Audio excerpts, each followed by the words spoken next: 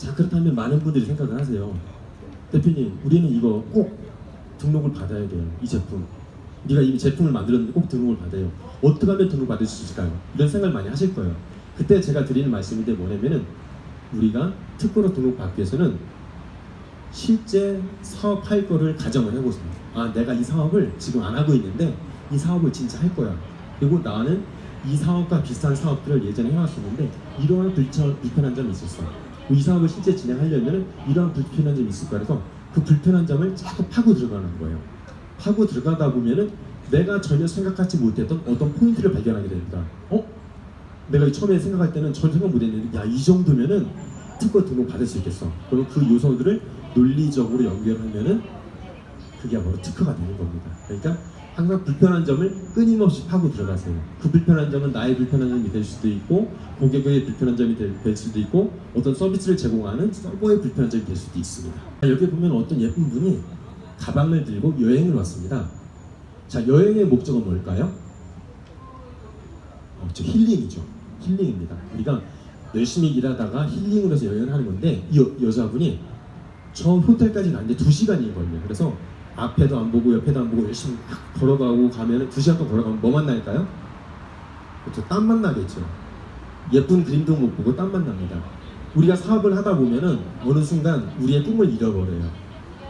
아, 이거 사업을 하다 보니까 특허권이 필요하니까 특허 출원해주세요. 150만 원 주고 특허 출원해주세요. 그래서 거절 이유 나오고 거절이 왔다 갔다 하다가 등록이 되면 끝. 이렇게 해버리면은 우리 사업하고는 완전 상관이 없습니다. 우리가 특허 출원을 준비하는 가운데 우리 기술에 대해서 다시 평가가 되네요. 내가 선행기술 검사를 해봤더니 내가 생각했던 기술이 똑같이 있었네. 미국에 이미 10년 전에 있었네. 나는 A라는 방법을 생각했는데 A라는 방법보다는 B라는 방법이 더 좋네. 내가 만약 지금 이 기술대로 사업을 진행했다면 안 되겠다.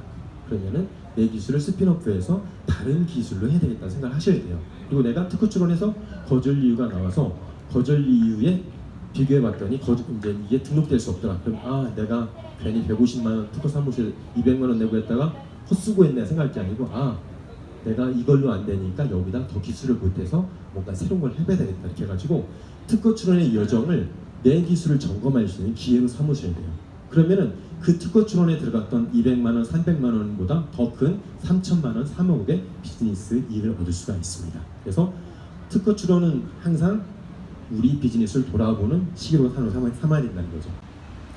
자, 우리가 국내 출원도 중요하지만은 VC라든가 투자를 받기 위해서는 꼭 해외 출원을 하셔야 됩니다. 해외 출원을 하셔야 되고 우리가 국내 출원한 날로부터 1년 이내에 라는 시간을 지켜서 하시면 할 수가 있습니다. 자, 특허에 관련해서는 1년이라는 시간이 상당히 중요합니다. 그래서 우리가 특허를 출원하면은 1년 6개월이 되면은 다른 사람들이 검사비를 통해서 볼 수가 있어요. 그리고 1년이라는 시간 동안에는 그거를 개량 발명을 해서 출원을 하면은 우선권 주장이라고 해서 앞 날짜를 소급받을 수가 있어요.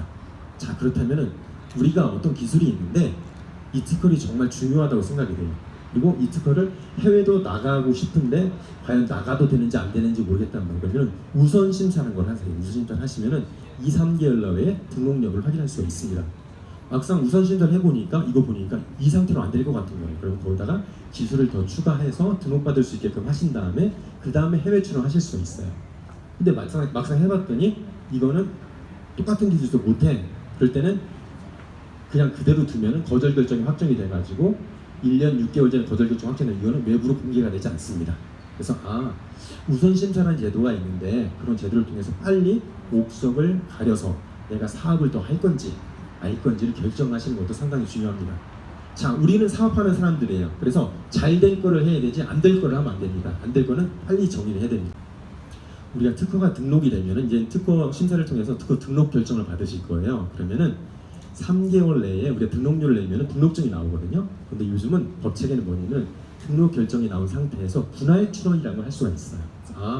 등록 결정이 나오면 분할 출원을 할 수 있구나. 그래서 등록 결정 받으신 다음에 그 즉시 돈을 내지 마시고 분할 출원 같은 걸 해놓은 상태에서 일단 등록료를 납부하시면은 그 분할 출원은 별도 특허권으로 살아 있습니다.